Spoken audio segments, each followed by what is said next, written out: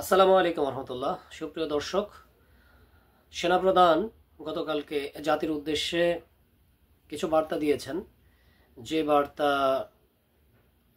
অন্যান্য সময়ের চাইতে গতকালকের ওনার বাচনভঙ্গি এবং ওনার বডি ল্যাঙ্গুয়েজ অনেক বেশি কঠোর ছিল এবং উনি খুব শক্ত ভাষায় এই মেসেজগুলো দিয়েছেন। তো ওনার এই মেসেজ নিয়ে বর্তমানে সোশ্যাল মিডিয়া প্ল্যাটফর্মগুলোতে অনেক বেশি আলোচনা হচ্ছে এবং ওনার এই বার্তার কিছু কিছু ব্যক্তি এটার খুব পজিটিভলি নিয়ে কথা বলছেন, আবার কেউ কেউ এটার নেগেটিভ বিষয়গুলো নিয়েও কথা বলছেন। এইখানে উনি যেই মেসেজগুলো দিতে চেয়েছেন, এখানে বেশ কয়েকটা বিষয়কে উনি তুলে এনেছেন। বিশেষ করে বিডিআর হত্যাকাণ্ডটাকে উনি সামনে এনেছেন। তারপরে যেখানে বর্তমান দেশের পরিস্থিতিটাকে সামনে নিয়ে উনি কথা বলেছেন, দেশের নির্বাচনটাকে নিয়ে উনি কথা বলেছেন, এবং বিশেষ করে বর্তমানে পুলিশকে এবং সেনাবাহিনীকে আন্ডারএস্টিমেট না করা, এনএসআই এদেরকে আন্ডারএস্টিমেট না করার জন্য কিছু মেসেজ দিয়েছেন। তো আমি যে বিষয়টা নিয়ে আসলে কথা বলতে চাই সেটা হচ্ছে, উনি প্রধান যে মেসেজটার জন্য উনি দিয়েছেন সেটা ছিল যে বাংলাদেশের বর্তমানে রাজনৈতিক দলগুলোর মধ্যে যে কাদা ছোড়াছড়ি, একজন আরেকজনকে সহ্য করতে পারছেন না, এই ধরনের যখন পরিস্থিতি তৈরি হয় তখন সেনাপ্রধান ওনার বক্তব্যে এই জিনিসটা তুলে আনেন এবং সেনাপ্রধানের বক্তব্যের পরবর্তীতে বাংলাদেশের সাধারণ মানুষের মধ্যে আসলে এটার ব্যাপক একটা প্রতিক্রিয়ার জন্ম হয়েছে। বিশেষ করে বাংলাদেশে যখন এই মুহূর্তে রাজনৈতিক পরিস্থিতি একেবারেই বলা যায় যে নাজুক, এটা বলা যায় যে বাংলাদেশের মানে যে কোনো দৃশ্যপট পরিবর্তনের পরে মনে হয় যে এতটা নাজুক ছিল না কখনোই। তো এই নাজুক পরিস্থিতিতে সেনাপ্রধানের এই বক্তব্য সাধারণ মানুষের মধ্যে স্বভাবতই অনেক বেশি প্রতিক্রিয়ার জন্ম দিয়েছে এবং সাধারণ মানুষ বর্তমানে এই পরিস্থিতির জন্য মূলত বিএনপিকেই অনেক বেশি দায় দিতে চাচ্ছে। যদিও সেনাপ্রধান এখানে সকল রাজনৈতিক মতাদর্শের যারা আছে তাদেরকে একত্রিত থাকার জন্যই মূলত এই মেসেজটা দিয়েছেন।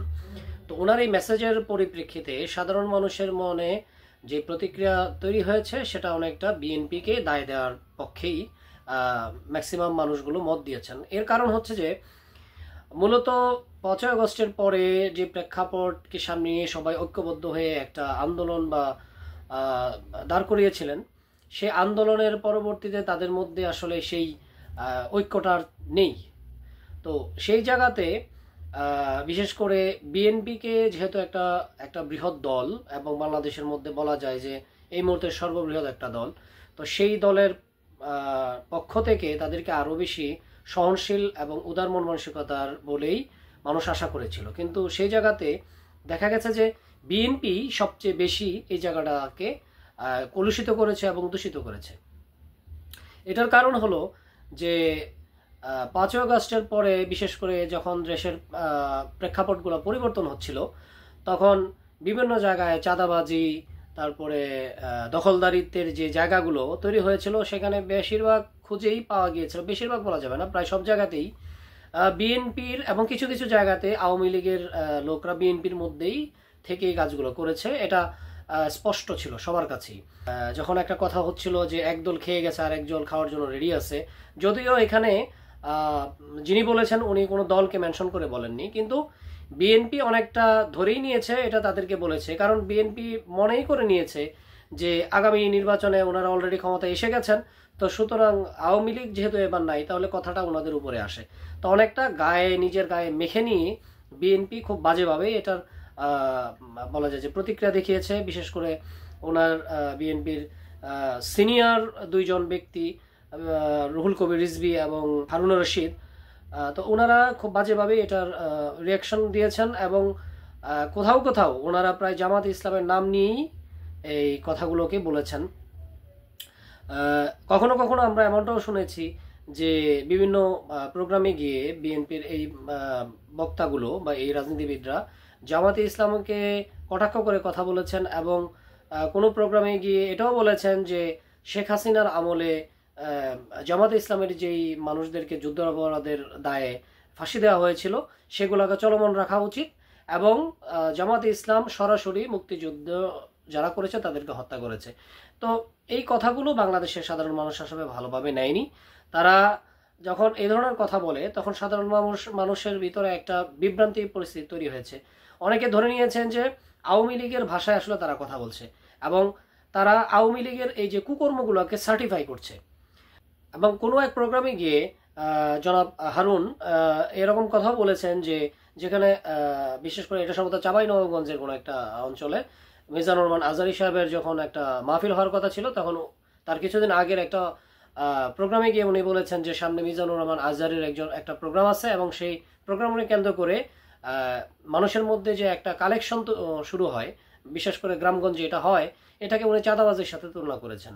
এবং কোথাও কোথাও এমনও কথা বলেছেন, বিশেষ করে যখন স্থানীয় নির্বাচন নাকি আগে জাতীয় নির্বাচন, এই বিষয়টা যখন কথা উঠে আসছে, তখন জনাব হারুন এটাকে এমনভাবে উত্থাপন করেছেন যে যারা স্থানীয় নির্বাচন আগে যাবে জাতীয় নির্বাচনের আগে, এরা সাধারণত যুদ্ধ অপরাধ, তারা স্বাধীনতা বিরোধী, অর্থাৎ সাধারণতা বিরোধী যারা তারাই মূলত জাতীয় নির্বাচনের আগে স্থানীয় নির্বাচন চায়। এই ধরনের কথা আসলে ওনারা যখন মানুষের মধ্যে গিয়ে বিভিন্ন জায়গায় ওনারা বলার চেষ্টা করেছেন এবং বলেছেন, তখন মানুষের মধ্যে আসলে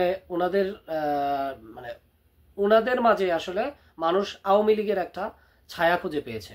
এবং যখন বলা যায় যে অনেকটা খুব বাজেভাবেই বিশেষ করে জামাত ইসলামকে ঘায়েল করার জন্য ওনারা বিভিন্ন ধরনের বাজে শব্দ চয়ন করেছেন এবং জামাতি ইসলামে কোথাও কোথাও এটার প্রতিবাদ করেছে।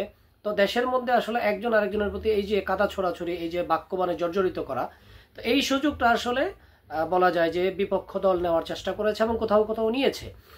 এবং সেটার প্রতিফল আমরা দেখেছি বিশেষ করে এমসি কলেজে এবং কুয়েটে, যেখানে ঘটনা যখন ঘটানো হলো, তার ঘটনা ঘটানোর পরপরই ছাত্রদল এটার দায়ে শিবিরকে দিয়ে দেওয়া হয়েছে এবং একটা প্রেস কনফারেন্সে ছাত্রদলের সভাপতি তার সেক্রেটারিকে শিবিরের উপর দায় চাপিয়ে দেওয়ার কথা বলেছে। এই ধরনের এই যে বাজে রাজনীতি, দায় চাপানোর রাজনীতি, এই ধরনের রাজনীতি যখন বাংলাদেশে চলে আসছে, একজন আরেকজনকে দায় দেয়া, তো এই পরিস্থিতিকে সামনে নিয়ে যারা উৎপেতে ছিল এতদিন যাবৎ, তারা আসলে বাংলাদেশের পরিস্থিতিকে উত্তপ্ত করার জন্য তারা তাদের কার্যক্রম চালিয়ে গেছে এবং এই কার্যক্রম এত দূর পর্যন্ত চালিয়ে গেছে যে বর্তমানে বাংলাদেশে আসলে ডাকাতি, হাজানি, ছিনতাই এটা অনেকটা বলা যায় যে এখন আম হয়ে গেছে।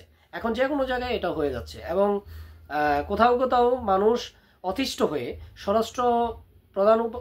স্বরাষ্ট্র উপদেষ্টার পদত্যাগের জন্য ঢাকা বিশ্ববিদ্যালয় থেকে ছাত্ররা এটা মিছিল বের করেছে, তাদের দাবি উত্থাপন করেছে এবং মানুষ বাধ্য হয়ে বলা যায় যে বাধ্য হয়ে অনেকটা এই ছিনতাইকারীদেরকে আসলে গণপিটুনি দিয়েছে এবং কোথাও কোথাও বেধড়ক মেরেছেও, কারণ আইন নিজের হাতে তুলে নিতে তারা বাধ্য হয়েছে, যেহেতু পরিস্থিতি এতটাই নাগজুক হয়ে চলে গিয়েছে। তো অ্যাকচুয়ালি বলা যায় যে বাংলাদেশের এই বর্তমান পরিস্থিতির জন্য বাংলাদেশের সাধারণ মানুষ অনেকটা বিএনপিকেই দায় দিচ্ছে, যেহেতু বিএনপি একটা সর্ববৃহৎ দল এবং তাদের দল অনুযায়ী তাদের যে পরিমাণে তাদের কর্মকর্মী এবং তাদের শুভানুধ্যায়ীদের উপরে তাদের যে কন্ট্রোলিং পাওয়ার থাকার কথা, তারা সেটা করতে পারেনি এবং তারা তাদের নিজেদের মধ্যেও তাদের কোনো বোঝাপড়া তেমন নেই এবং তাদের বলা যায় যে যে পরিমাণে ধৈর্য এবং সহনশীল তাদের মধ্যে থাকা দরকার ছিল, সেটা তাদের মধ্যে নেই। তো সার্বিক পরিস্থিতির জন্য মূলত বিএনপিকেই সাধারণ মানুষ দায়ী দিচ্ছে এবং মানুষ আশাও করছে যে সেনাপ্রধানের এই বক্তব্যের পরে হয়তো রাজনীতিবিদরা তাদের নিজেদের মধ্যে তাদের আগের ঐক্যটাকে ফিরিয়ে আনার জন্য চেষ্টা করবে এবং একজন আরেকজনের প্রতি এই কাদা ছোড়াছুড়ি থেকে বিরত থাকবে। ভালো থাকবেন। আসসালামু আলাইকুম রহমতুল্লাহ।